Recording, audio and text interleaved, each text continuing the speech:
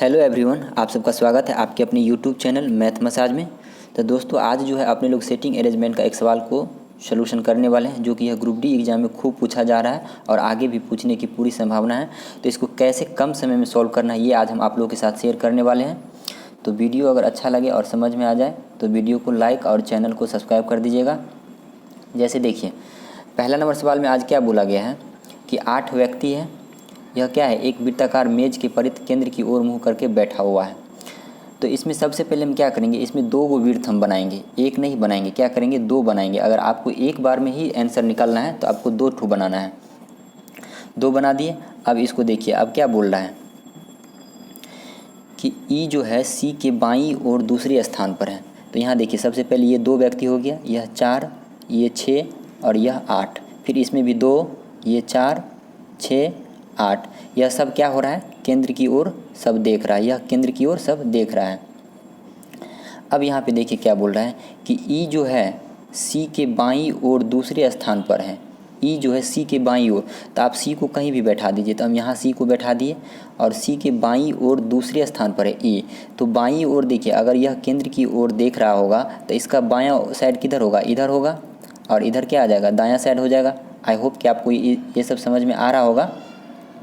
तो यहाँ देखिए, ये आ गया, ये क्या आ गया, ई के सी के बाईं ओर दूसरे स्थान पर है। तो सी के बाईं ओर दूसरे स्थान पर है, तो पहला स्थान, और यह आ गया कितना, दूसरा स्थान, ई आ गया।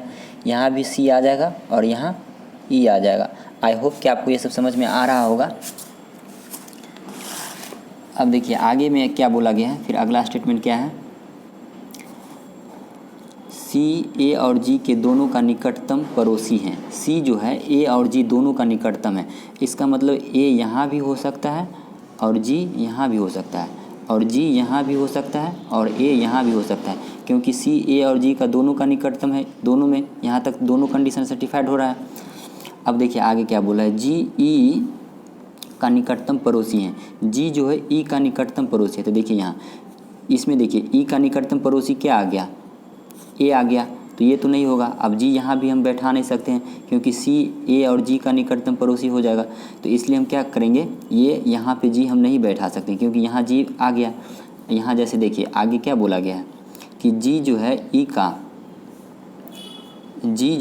ई का निकटतम पड़ोसी है। तो देखिए यहाँ जी जो है ई का निकटतम पड़ोसी है। तो ई यहाँ है और जी यहाँ है, तो इसका निकटतम पड़ोसी है। ई जो है जी का निकटतम पड़ोसी है, नहीं है। तो इसलिए क्या हो जाएगा, यह स्टेटमेंट मेरा रॉन्ग हो जाएगा। आई होप कि आपको ये समझ में आ गया होगा। अब ये स्टेटमेंट मेरे पास एक बचा हुआ है, तो आप लोग सॉल्व कर सकते हैं। इसको कैसे सॉल्व करना है, अब देखिए यहाँ पे अब क्या बोल रहा है, ई और एच के बीच केवल 2 व्यक्ति हैं। ई और एच के बीच केवल 2 व्यक्ति हैं। तो ई को अगर आप यहाँ पे बैठा दीजिएगा, ई और एच के बीच, तो इसका मतलब है कि एच यहाँ होगा, तभी ई और एच के बीच ये 1 और यह 2 व्यक्ति होगा। आई होप कि आपको ये समझ में आ रहा होगा। ई और एच के बीच केवल 2 व्यक्ति हैं। बी डी का निकटतम पड़ोसी है। देखिए बी जो है डी का निकटतम पड़ोसी है। तो अगर आप बी जो है डी का निकटतम पड़ोसी है, अगर हम बी यहाँ बैठा देते हैं और डी यहाँ बैठा देते हैं, आई होप, तो यहाँ देखिए बी और डी का निकटतम पड़ोसी हैं।